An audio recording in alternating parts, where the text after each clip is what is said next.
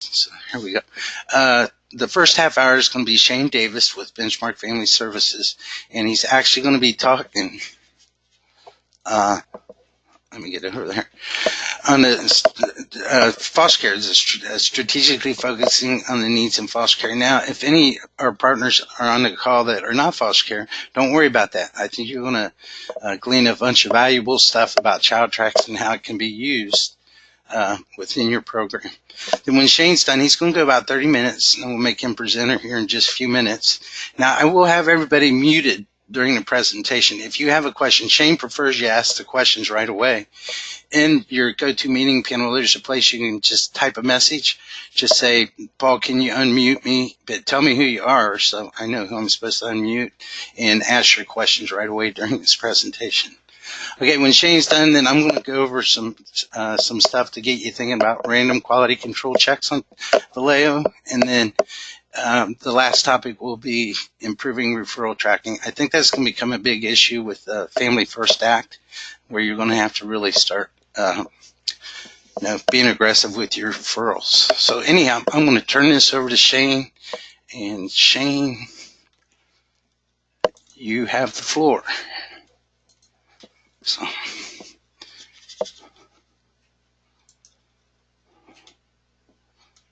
All right, great. Thanks, Paul. You're welcome. Good afternoon, everyone.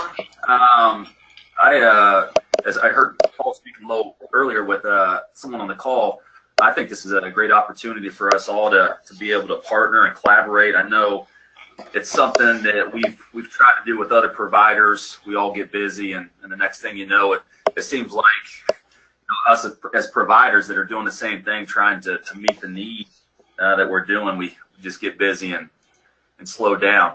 But yeah, I think this is a great opportunity. So thanks, Paul. Again, my name is Shane Davis, the Executive Director for Benchmark Family Services. We have offices in 4 states right now with 32 offices. We have 3 training centers. We serve right around 1,900 youth across those states. And what we found, just a quick intro before I jump right into Child Tracks, is it being extremely important since we are multi-state to build a culture around our processes and tools that we use to ensure quality and growth. And I say growth because of the extreme need for therapeutic homes, obviously in the communities that we work in. I know that we constantly hear that kiddos are having to sleep in state offices, hotels. I just personally listened to a news station about 2 weeks ago speaking about investing in cots, putting them in state offices because of the lack of resources when it comes to foster beds in the communities, which is very concerning and troubling. So, you know, the tool that we use is really simply Child Tracks. Now we build our processes around Child Tracks. I will be going over the 4 tools that we use when it comes specifically for growth. When I say growth, it's recruiting. How can we bring more therapeutic beds into Benchmark to meet the extreme need of the referrals that we're receiving? And right before I jump into Child Tracks here, I'll just share this tool that we use that captures all the data, majority of the data that I'm going to go over today. It's our whiteboard. We have this in each of our regions. Each of our regions are stationed with regional directors, and the regional director would have a whiteboard on their wall that captures this data. We'll go over the report that we use, our program outcomes that will capture the length of stay, our movements, our favorable discharges, of course, how many referrals that we receive, how many calls we've received in 30 days. And then we'll go over our pre-service spreadsheet. We call it our pipeline.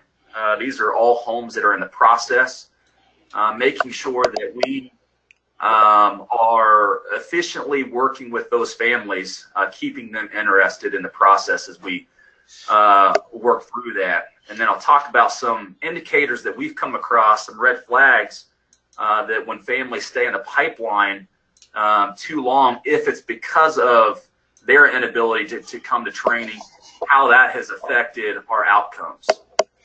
And then the other parts of this is just our quarterly closed homes. We track the closed homes, reasons why those homes were closed, making sure we can learning opportunities, quick SWOT analysis, and then our dashboard, our current census, where we started, where we're currently at in the month, and then how we're moving forward.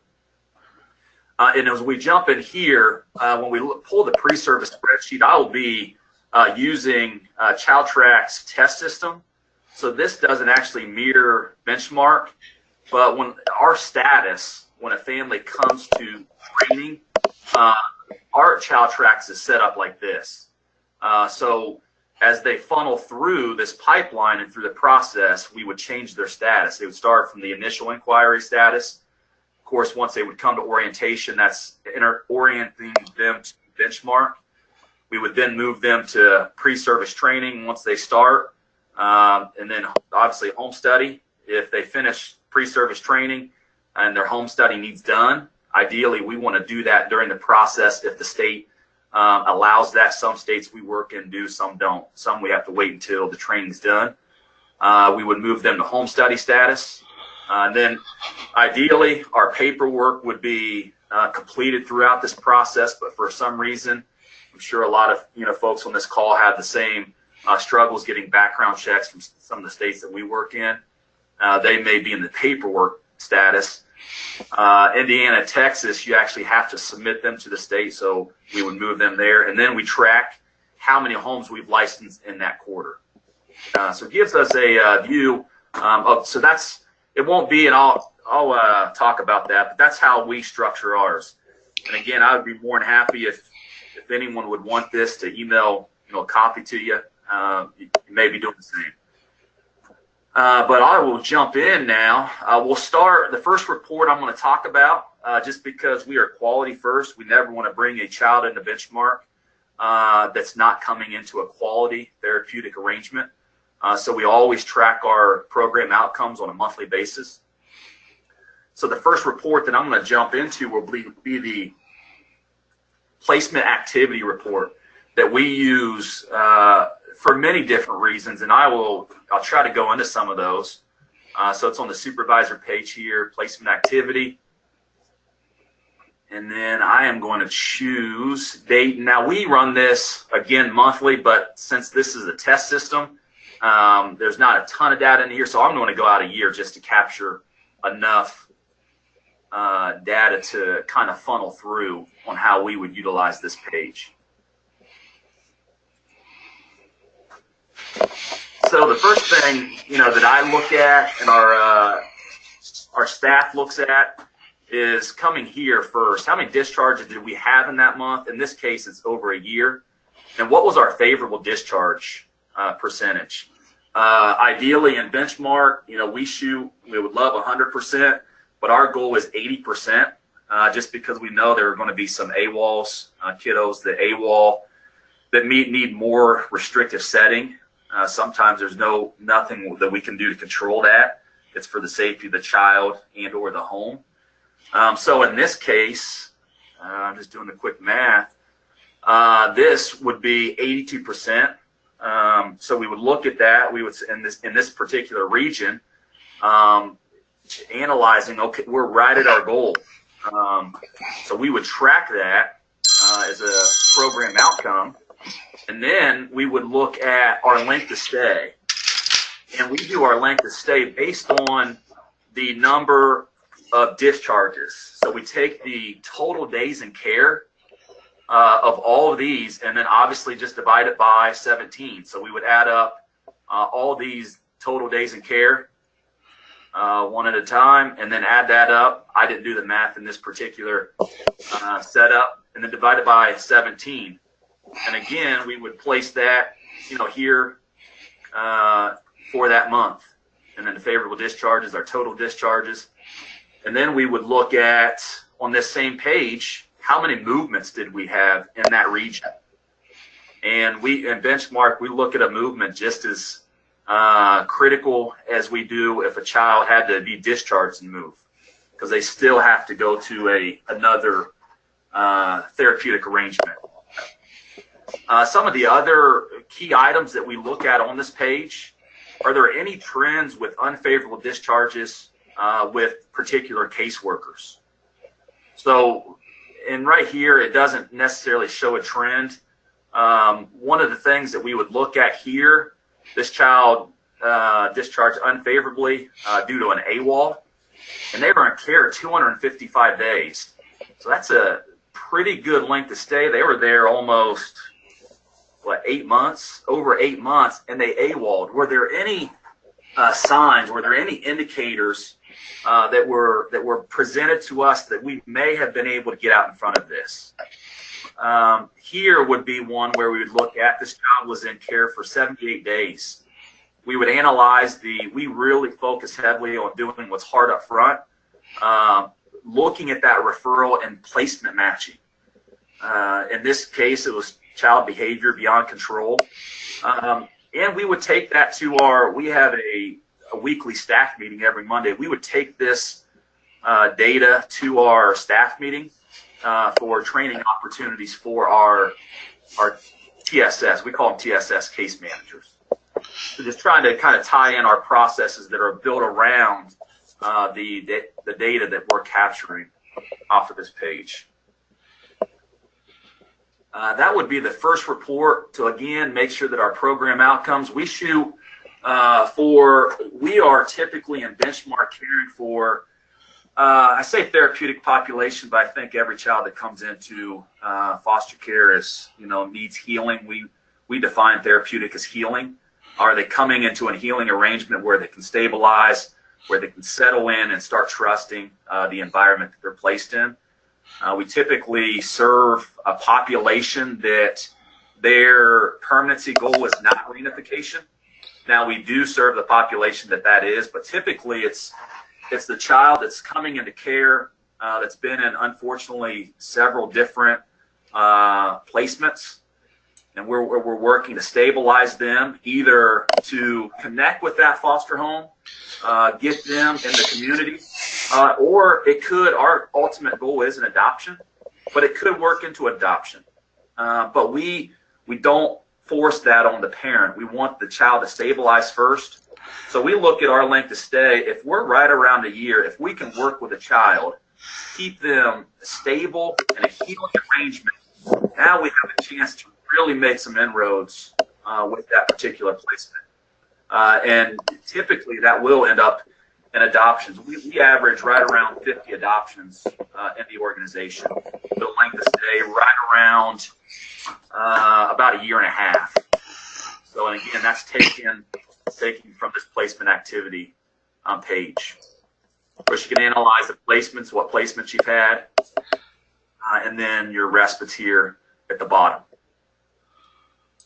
So that's how we would utilize that page to make sure that that particular region is doing has favorable outcomes. We would share those outcomes with our contracted entity, so with the state. Okay, next we would go to our referral page. If we have a positive program outcomes, then we would look at the need in that particular region, which would then, it'll funnel us into our recruitment. And for the purpose of this test system, I'm going to do the same thing. I'm just going to go back a year just to capture enough data to look at here. And in this case, we received 54 referrals on this page. Now, we were probably on average in a region, we're right around 150 a month. Texas would be a lot more than that, of course, just due to the population. So we would look at the referral need. One of the things that we would look first, we would compare this to last month. So for example, if our referrals are down quite a bit, we would have a strategic intervention in place where we'd reach out to the placement agencies. Just make sure that there's nothing wrong with our services. As we all know, communication is key in what we do. A lot of times there are things that are perceived wrong. And if we catch those early, we can clean it up, we can meet and all get on the same page. So we would want to look at that. And before I go any further, real quick, we have directors of strategy and development that work with about 8 of our regions. and they have a meeting with the regional director every 14 days. So this is the data. They would go over this the last 14 days, and then after they analyze all this data, they create a 14-day plan. So we have a goal sheet where they have objectives, interventions, where, okay, here's how we're going to address what we just analyzed. Next time we come together, we'll review how those went. So in this case, it could be regional director will meet with Kenton County to discuss referral needs. It would be just one intervention that we would have. Another thing that we look at here would be, we want to look at no homes. I'm trying to see if we have it. Shane, I'm sorry, I changed those this morning. So. Oh, you're okay. You're good. We would have in benchmark, we have no homes available that an office could choose. So we would drop that down, and what we would do is analyze where those referrals came from, what county. So that's going to drive our strategy when it comes to recruitment. For instance, I can see several in here from Clark County. So we would pull out our map that we have. We do Google Maps, and then we utilize the maps and child tracks as well to really analyze and strategically recruit. The second one that we've focused on heavily, I'm trying to think. It is, in our system, it's no response from worker. So if we're seeing a particular county that's not responding to us when we submit a bed for a referral, we just want to reach out to that particular county worker as well. Just make sure, there's no issues that we could address. So that's our referrals. And again, we capture that here. We capture them by month and then total by quarter. And this whiteboard captures basically a 30-day overview. And then I will funnel, and I know I'm talking really fast, so if you have any questions, please feel free to ask. I will funnel into our 30 days of inquiries. And we found this report being very, very beneficial in benchmark. It's a home parent search report, and you can basically generate any report that you want just in this section. But for the purpose of this, what we found is in benchmark that we have to have, our goal is to license 2 therapeutic families a month. And we found if we have an office that's operating effective and efficient, that's doable. Now we have to work hard to do it, but so 2 a month, what we found is we have to have 10 calls. We have to generate 10 calls to produce 1 family. Now, out of the 20 total here to get 2 families, more than 2 may come up into this process, but it's going to drop off to the point where it's going to result in about 2 therapeutic homes a month. So anytime this drops below 20 calls in a 30-day period, we already know, if it takes us 90 days to license a family, we already know in 3 months that we're going to drop under that 2 homes a month.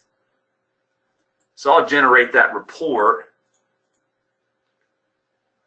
We have Dayton. And then in this case, we would want to look at inactive as well. So we want to even see anyone that has called, whether they were ruled out right at the time of call, and we made them inactive. So we would take the call, we'd enter it in child tracks, and then we would pick their status to be inactive. Just because we want to have some dialogue around that. Why did we rule that family out? Was it, no income? Was it they didn't meet requirements? What would that have been? So we would check those boxes there, and then we would run. We'd want to see the last name of the home they called. We'd want to see the date that they called, the source, how did they hear about benchmark, and then their current status. Have they funneled into the pipeline already?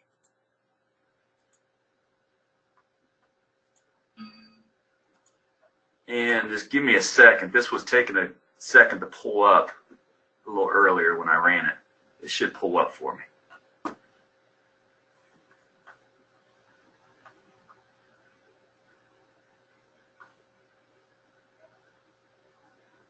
it goes.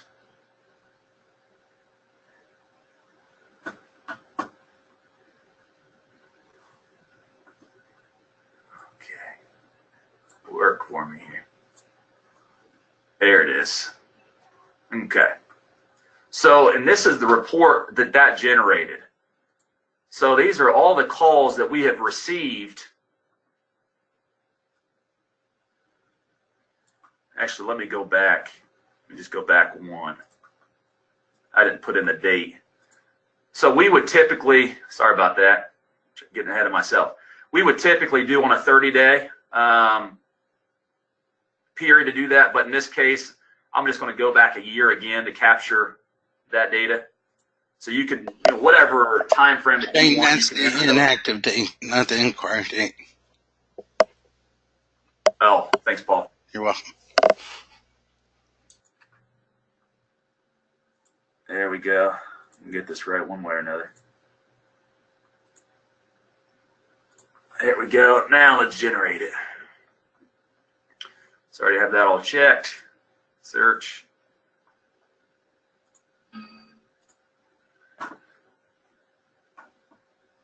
Maybe it'll generate it a little faster this time.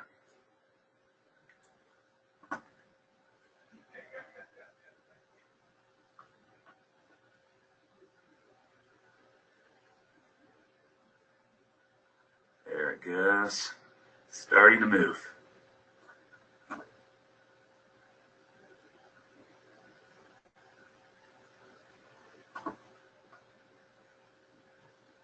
There it is.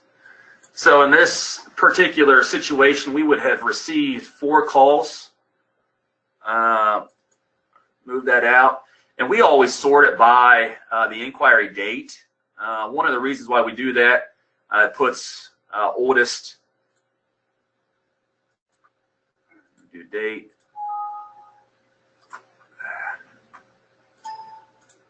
Let's try this again.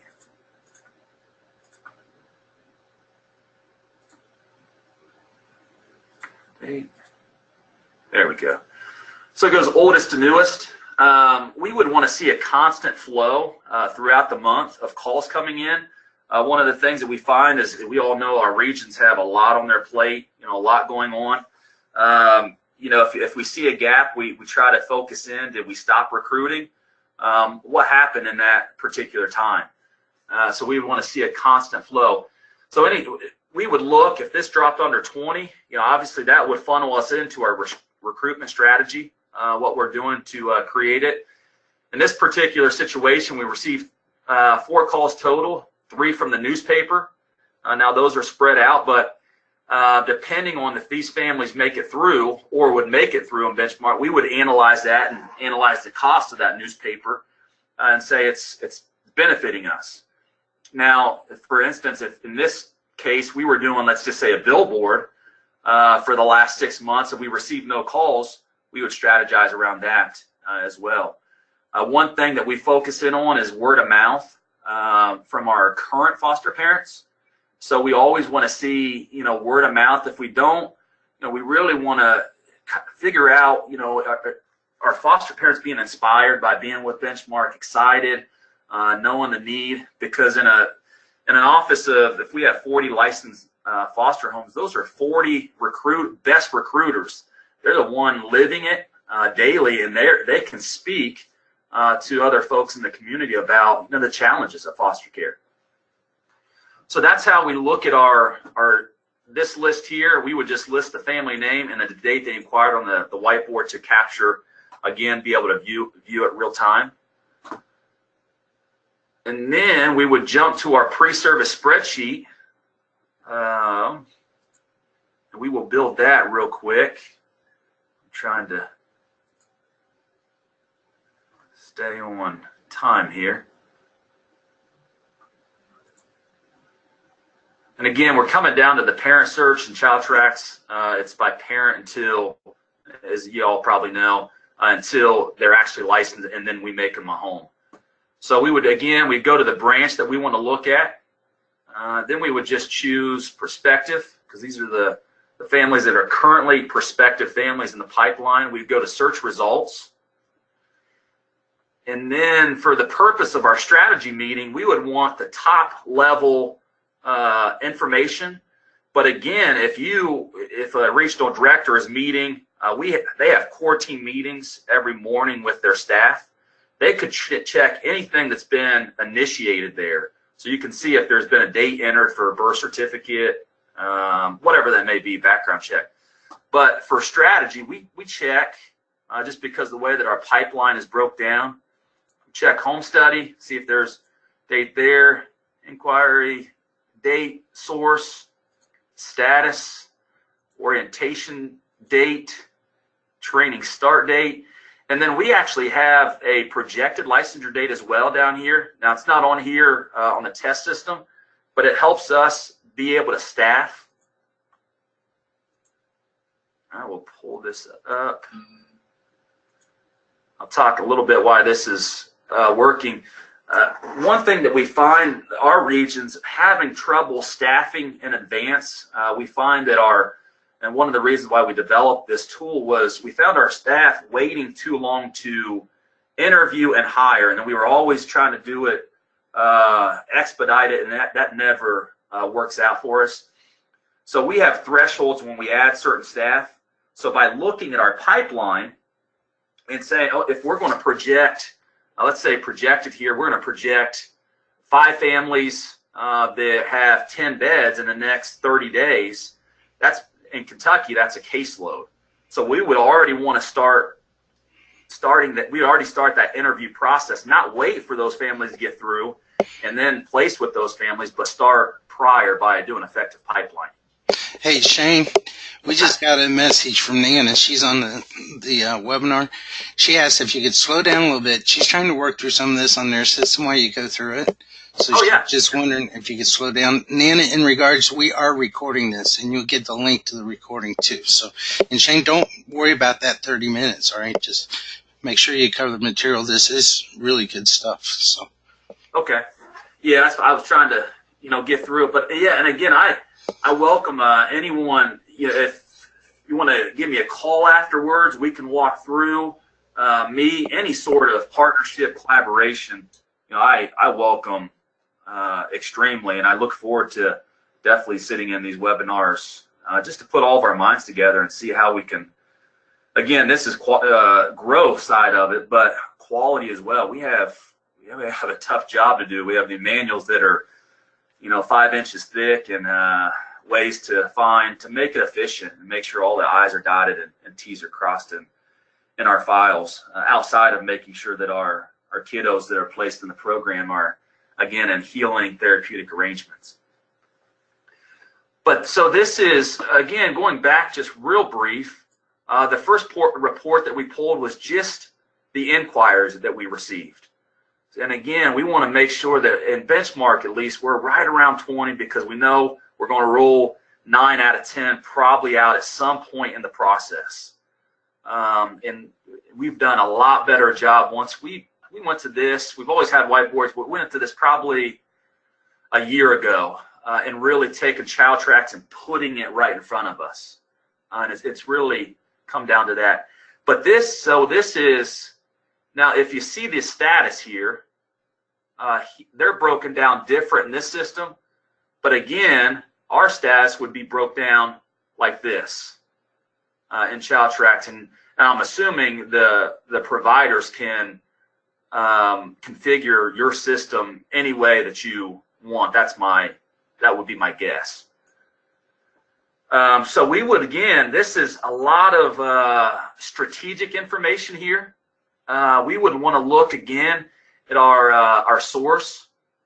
Actually, let me sort this real quick. Sorry about that. In benchmark, we would sort this. We would start with projected licensure date, if that was on here. So it would sort those first by projected licensure date, because we want to see those up front, because we want to capture those dates that those families are projected to be licensed. Again, that really plays a critical part in our staffing. So we would sort that by projected licensure date, and then we sort that by status. And again, looking at this sorted by status flows right with as you can see, our whiteboard and our pipeline. So it would sort those by the different statuses within the pipeline. And one thing in Benchmark that we looked at, that we focus in heavily on, is the date timelines. And we found, it was probably about a year ago in Benchmark, it was a study on we had 144 closed homes within a quarter. And we wanted to look at if there was any trend within that we could pick up on, that we could take to our trainings, that we could learn from. And what we found, it was over 80% of those homes took longer than 6 months to get licensed in this process. And those families ended up being closed after a year without taking placements, or the placements they did have ended up as an unfavorable discharge. So they made it in to our program and gave that dreaded call that everyone on the call hates to get, of that 14, 30-day notice. So what we want to do with our staff, we rolled out a advanced and standard track, pre-service training track. So when the families come to orientation, they will meet with our pre-service trainer, and they will choose. We would either want the standard or advanced track for pre-service training. And that lays out weekly the training that they have to complete, and then it also lays out the paperwork that they submit throughout that process. And anytime that family falls behind on that, the regional director would reach out to that family, because what we found is, if someone is passionate about being a foster parent and doing foster care, they're going to come in and they're going to want to get through the process with us. It's not going to be, well, I can't come to training for 3 months because of my time, my schedule, because we know that ultimately leads into them being licensed, and they have to have time to provide that healing therapeutic arrangement once a child's placed in their home. So we would focus here on the date that they inquired, and then obviously what today is. In this case, this Montgomery family, and this is the test system, called on 2/1/2016. We would not want that family still in our pipeline, our pre-service process. Now, I'm assuming it wouldn't be in any, but in this case, it'd be 3 years later. What we want to see is a pretty consistent flow, so that they inquired on 2/1. In our case, we want to see, okay, they came to orientation within a week or two. They started training. They're completing their training pretty effectively. And then we're doing their home study, their pending paperwork. Right? So the way that we rule families out is if we call them once a week for 4 weeks in a month time frame. And if we don't get them funneled into our pipeline, we go ahead and make them inactive in child tracks. We choose their status.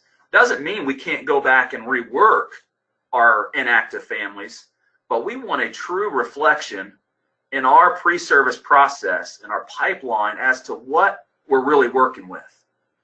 Because again, the major expense in an organization is staff.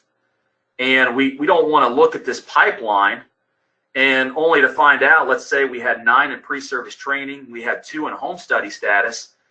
Well, really, 7 of those 9 haven't come to pre-service training for 3 months.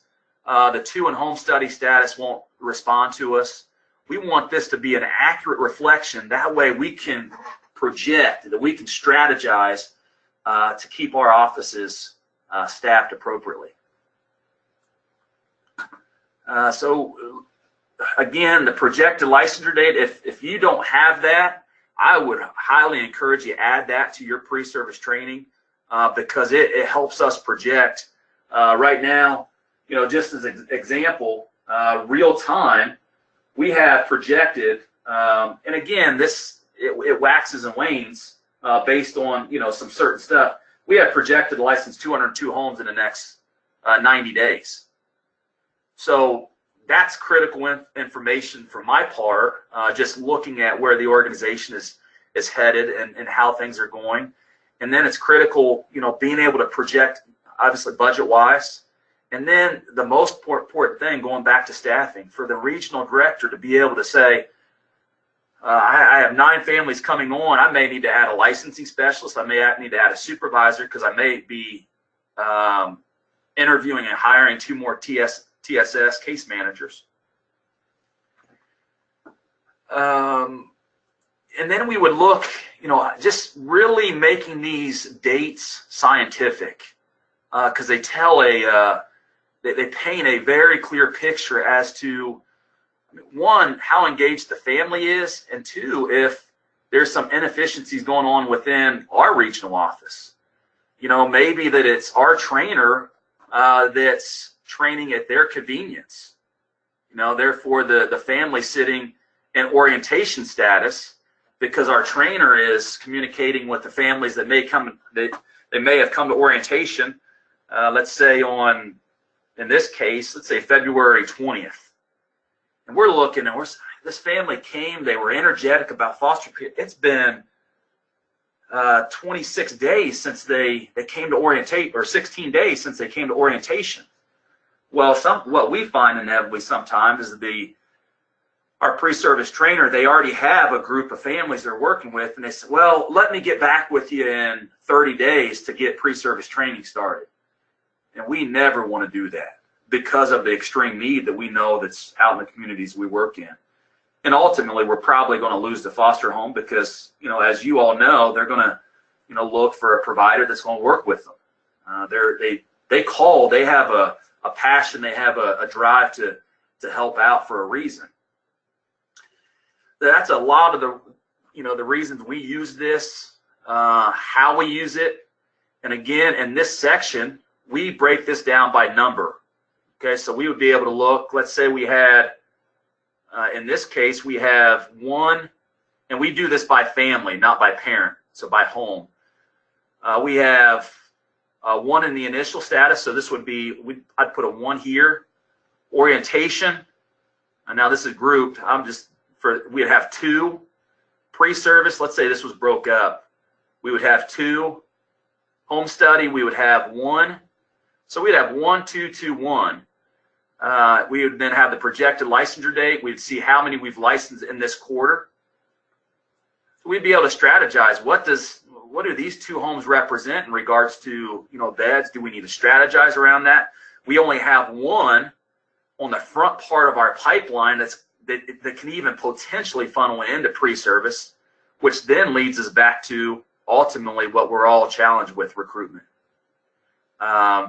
And then strategizing in child tracks based on what's really working in regards to our source. We always strategize around if a parent has referred a family to us as part of that 2-week strategy meeting. Let's say 1 funneled in, we would have an objective there to reach out to that home and just express appreciation. Hey, thanks for referring the Smith family. Not in this case, but if they had, we really appreciate that. The need in the community is tremendous, and this is going to be a huge help, huge benefit for us.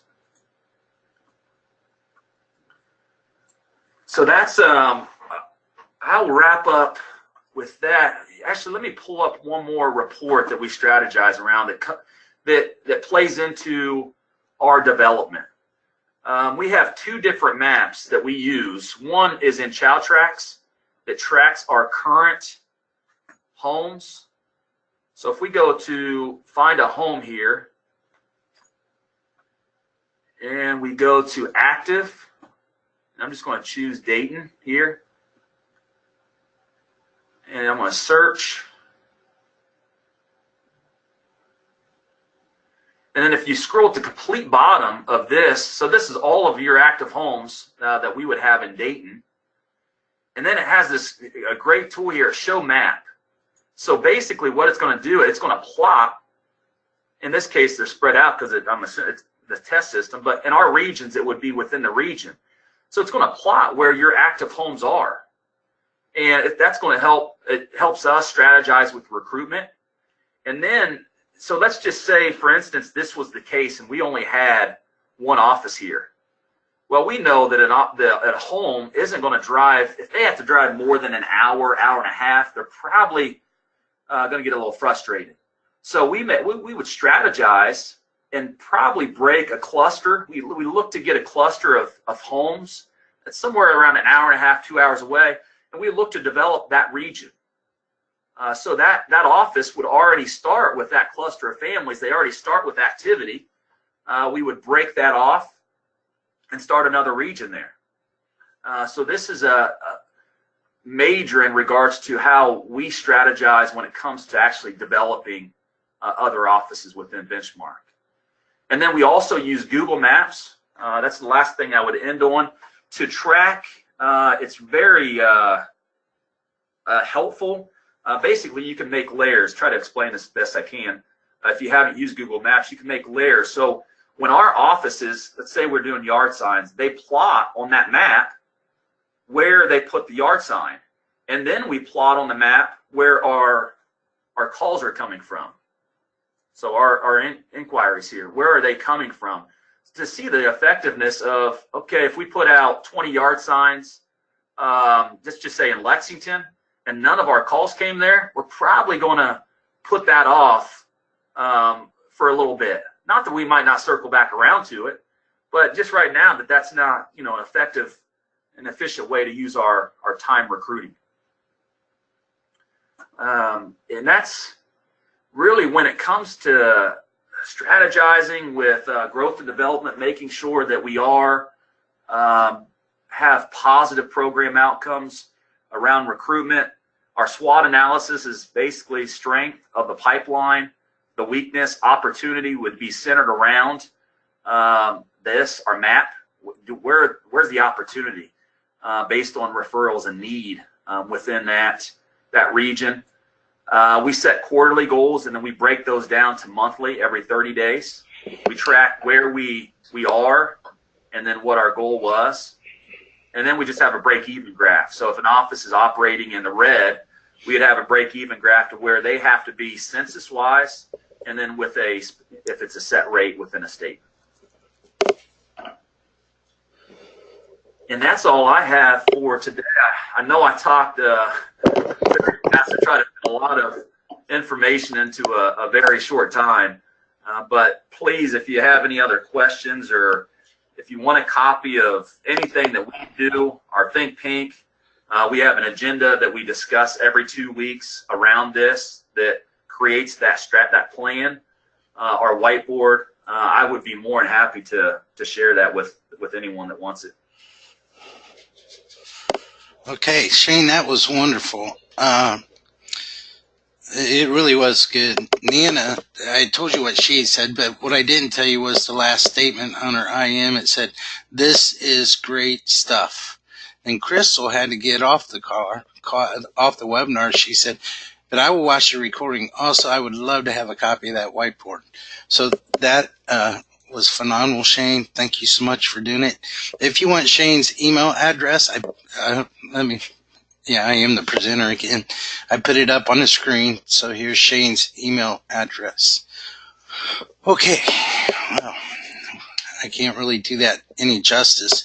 So on the agenda, the other two things for today, I was going to do random quality control checks. I'm going to table that for next month. And so what I'm going to go on, finish off today's time with is how to improve your referral tracking. All right, because it's kind of goes along with what you just seen from Shane. Licensing homes, getting those referrals, turn those referrals around correctly. Those are going to be key things if you want to, keep your program strong going forward with the release of that Family First Act. If you're not familiar with Family First, I'll give you a quick rundown real fast. I mean, the part that really matters. Basically, what it's going to allow counties and states to do is take $4 which before this, $4 could only be used for out-of-home placements, and they're going to let those $4 be used for home-based services to try to keep kids out of home placements. Now, we know not every kid's going to be able to be kept out of a placement. So, the stuff Shane just went over is going to be critical for you to stay strong, but also what you do with referrals. So if somebody could tell me that they see my screen now, I took back control. I just want to make sure you see my screen and you see my mouse moving. You probably don't, so let me make sure I have it. Nana, can you see it now?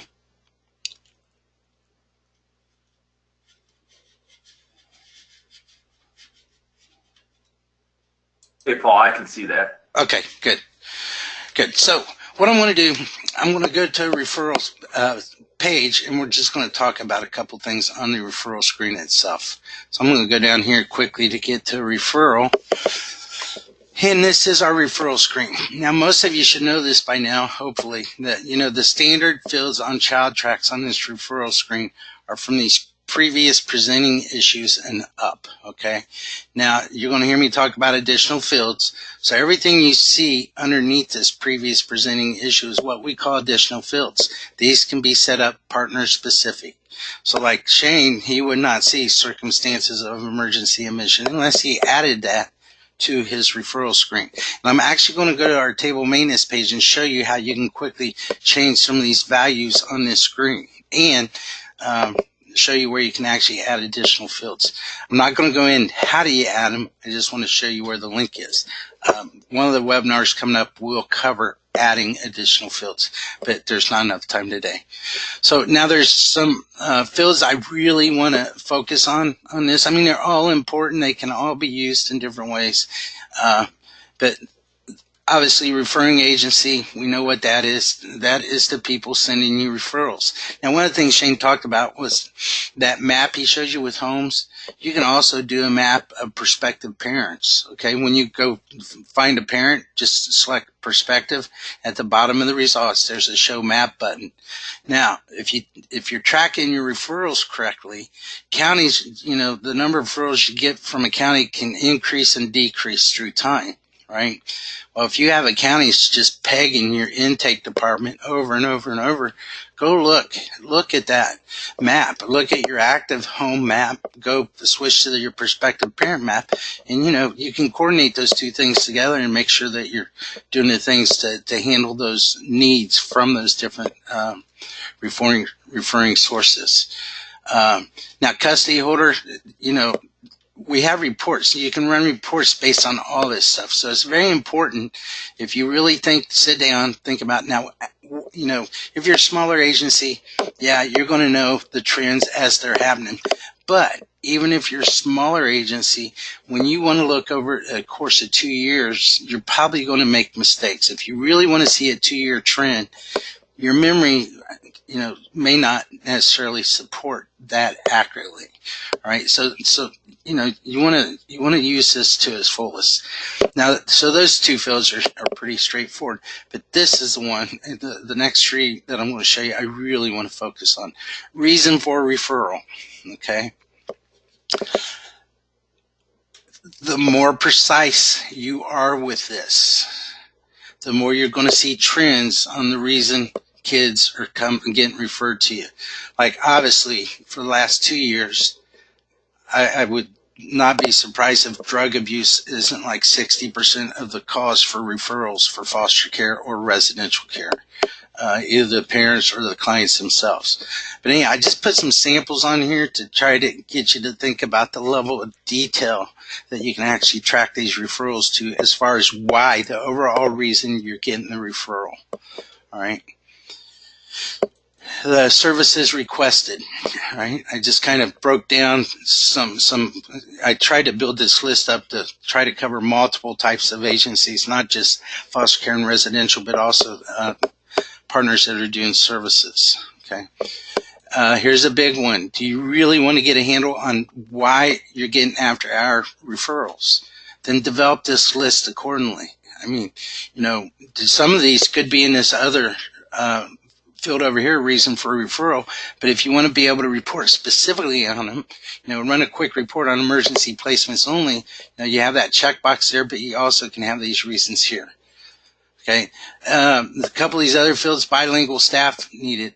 I don't think most people use that, but you really should, because if that is keeping you from placing a kid, that's something you need to know, right? And of course, you know the client language and family language are split now.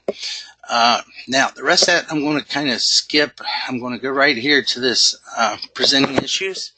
You know, these are the issues that they know the client has.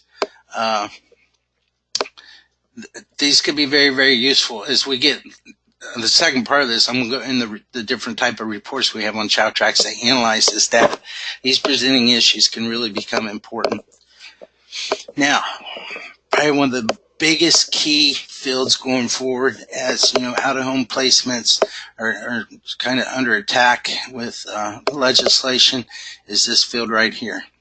Why are you not? And Shane, I apologize to you for changing these values after you've been looking at this system for a couple weeks getting ready. I just thought of this morning, and I did not even think about you already having an idea to how to use these. But yeah, so I expanded this list. Before I only had like 4 reasons on here. 2 of them were the ones Shane was looking for this morning. And I kind of changed it. Here's that no response for worker. But I kind of changed it because I said that your intake person identified a placement, but the worker never responded. So, yeah, so I made this list a little more detailed.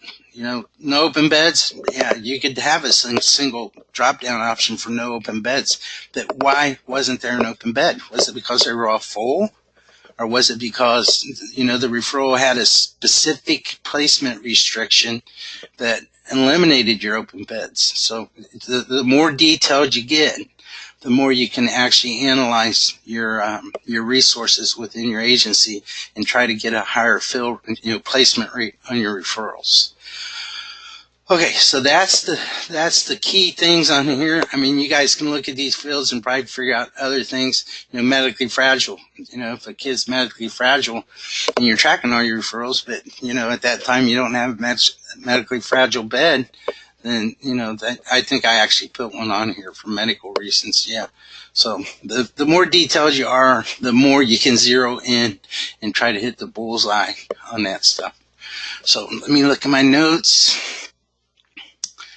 So let me go to the table maintenance page. I want to show you how you can control some of those lists I just showed you. Now here's our old table maintenance page. You can use this. You just got to look up and down the list, find the stuff you're looking for. What I recommend is you go to the beta version. Just click on that system maintenance page. Come right up here to the search. Type in here referral. And all those lookup lists are here. Okay, here's where you can add additional fields to your referrals. This is where you can, let me go ahead and click on that. Here's those emergency placement reasons, referral issues. Now, here's what let me clarify something. So if you want to add something, just add it, all right? I don't recommend that you edit these, all right? Because if you edit it, let's say you had 4 years of referral history and you change in your Reddit to some other value, well, all those referrals from 4 years ago are going to say the new value now. So if you don't want to use one of these again, just make it inactive and then update it, and don't delete them. If you delete a fire setter and you had 35 referrals where that was checked, well, the system ain't going to know that was fire setter at that point. So don't delete things. Make them active, make them inactive. To add a new one, just come down here, click on that, and click add. All right. So I don't need to step through all these. They're pretty self-explanatory. The name of the lookup list really matches the field on the referral screen. So again, if you want to start really expanding what you're tracking, you can do it yourself. Go to table maintenance. Okay. Once you're here, again, I really recommend you use the new one. And right now it's the beta version because we just released it. So we're waiting to get all the feedback. If there's problems with it, I've been over it many times, but sometimes I'm so used to the system, I don't see the problems. So we're just calling it a beta version right now. Again, you can search if you want to search for stuff for your staff. Just type in here users, then all the lookup stuff for users comes up. Again, if you want to look at the referral stuff, just type in here referral. And here's the referral stuff. Okay, so that's how you can control those values you see on that referral screen. And if you're using that beta version of the table maintenance and you stumble, or you think this is really confusing, shoot me an email. I'd love to have the feedback on that beta version of that table maintenance page. Okay, so now for the next 5 minutes, I'm going to try to quickly get through some reports. I'm not going to be able to get through all these, so I'm going to I'm just going to try to get through them. First report I'm going to show you is on the report date range start page. In this section right here, there's 4 sections on this page. But if you look, here's a referral for CSV. I'm going to do like Shane. I'm going to do more than a year. I hit go. So here's all the referrals you received that match your search criteria. You can actually see the fields that are on here, right? And these are the only fields you get. And then you can also put those into Microsoft Excel with this button here. So that's the first report. There's some things you can do with this. On this, you have the referral date. The resolution date is not on here, so skip that part. Now you can actually sort this by sex, race, all the different stuff on here. You can look at it analytically and find out some trends, or see things about that data. Okay.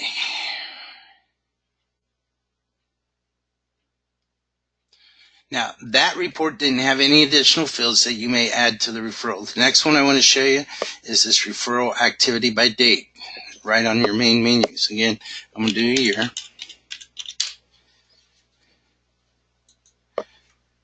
Now, hopefully everybody knows by now what this write CSV means. I'm going to go ahead and click that.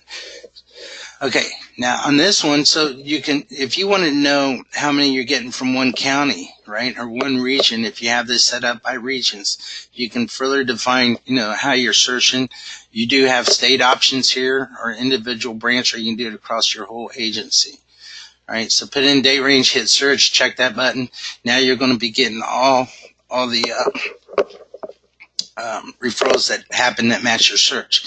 Now, the results on this page are not quite the same. Now, this is an interesting one because on this page, you do have the referral date and you have the resolution date. All right. So in Excel, let me go ahead and open this spreadsheet and I'll just show you.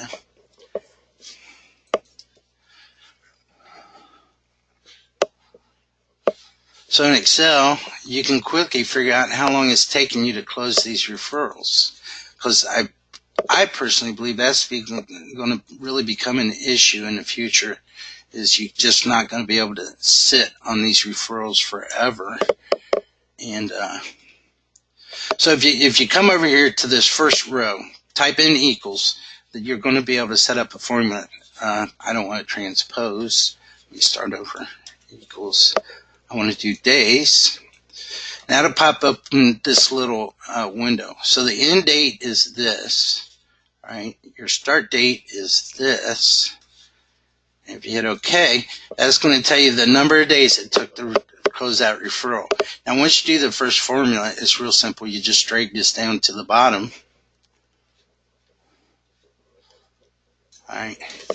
Now you can get all this. Wherever there's not a resolution date, it's just going to have an error message.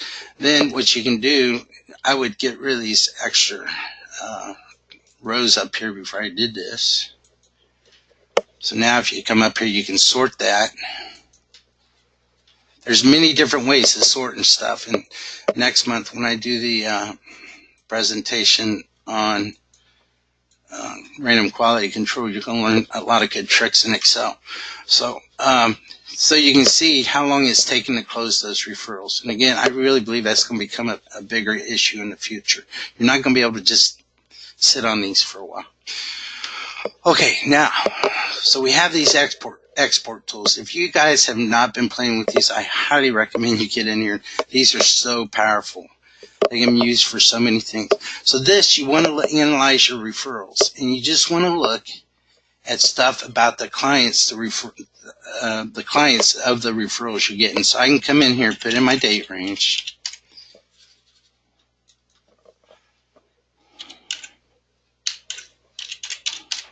Okay.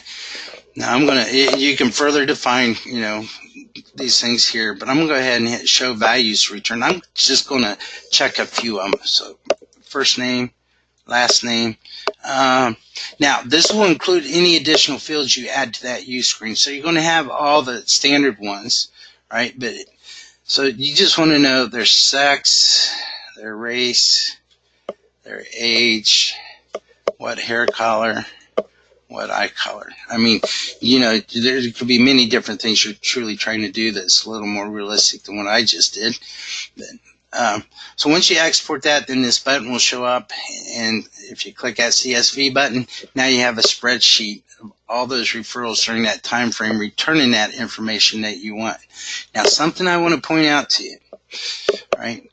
Let's go back to this show values to return. These fields down here are additional fields. Everything else is standard fields on ChildTrack. So if there's something you really want to start tracking about clients that are getting referred to you, you can add additional field to the client demographics screen. So let's say it was their golf handicap. So you could actually go in there, enter a field for golf handicap, right? And then when you run this report for those referrals during that period, you can check that box and figure out what the average handicap of the referrals you are, or that you're getting are. So, okay, just a couple more real quick, and we'll be done. If you go to intake, we have this find referral. I'm going to skip that because Shane just showed that to you. He did a real nice job, showed you how that worked. I'm going to go to intake home. Okay. Now, when Shane was showing you how he used that licensing home page, the home parent search tool, this one's very similar to that. So if you come in here, you can set up your searches however you want. Again, I'm just going to do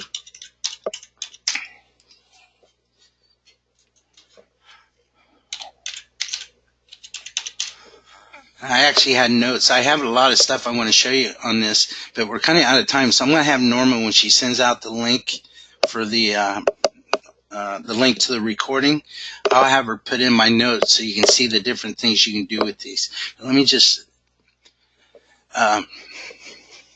so I'm going to come over here, reason for referral. I'm just going to pick one. All right. Hopefully it's one that has some out there. So let me hit search. All right. There was none of those. So let me go back. You know, I don't remember what all those were, so let me just pick a different filter. Services requested. We'll say therapeutic foster care. Hit search. Now switch the results. So it found 13 records. Now here's what's good about this. You can go edit each one of these, look at them more in depth. Let's open this CSV file. This report will include any additional fields you set up on the referrals. So if you remember,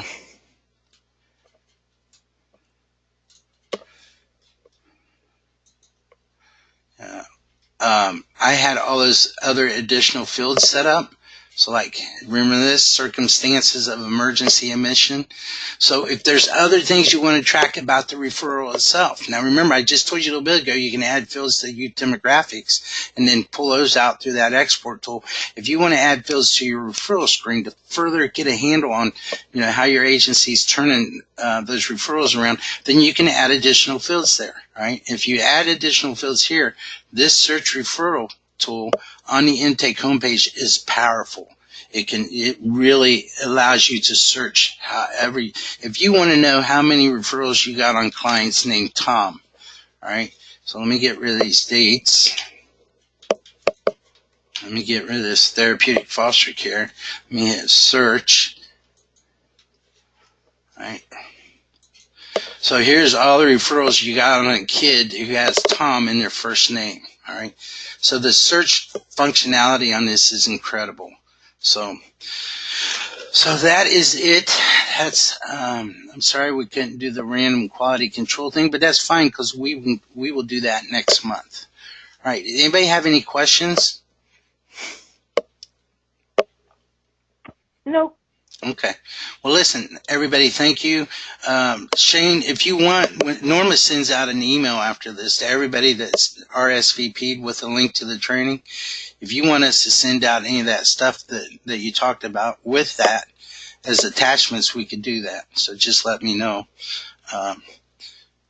So, okay. Hey, Paul, Yeah. hey, would it be beneficial if I just sent the copy of the whiteboard to Norma? Yeah, that'd be fine. Yeah, and I'll have her attach it to the link with the video. So, and Okay, I'll shoot her an email right now with the attachment. okay, and I want to encourage. Yeah, I want to encourage you guys too. If you want to talk to Shane, he is more than willing to share what Benchmark does and you know how they try to improve their program. So. I was just going to say, Shane, thank you. We're a much smaller program, and we're in 3 different states, but we're small in each state. And we've been working on recruitment and stuff, and this was really helpful. So hopefully when I get the recording, I'm going to go back through and go slow and try to figure it out. And if I have any questions, I will reach out to you for sure. So I really appreciate you sharing. Yeah. Absolutely. No problem. I look forward to, collaborating with one another. I think these webinars will be very beneficial for all of us. So. And you're welcome. And Nana, I really want to encourage you to do a section on one of these on how you, as far as all our partners, that what you do with incident reports on child tracks is impressive. I mean, how quick you guys turn those around and the level of quality, and I can't stress that enough, that you turn them around with is absolutely phenomenal. That is something, me personally, if I was to pick something for you to share, it would be that. So, yeah. Well, yeah, it really is phenomenal. That's my baby for sure. Yeah. Incident report. So. Yep. Okay. Well, listen. Thank you, everyone. Thank you. All right. Talk to you later. Bye bye.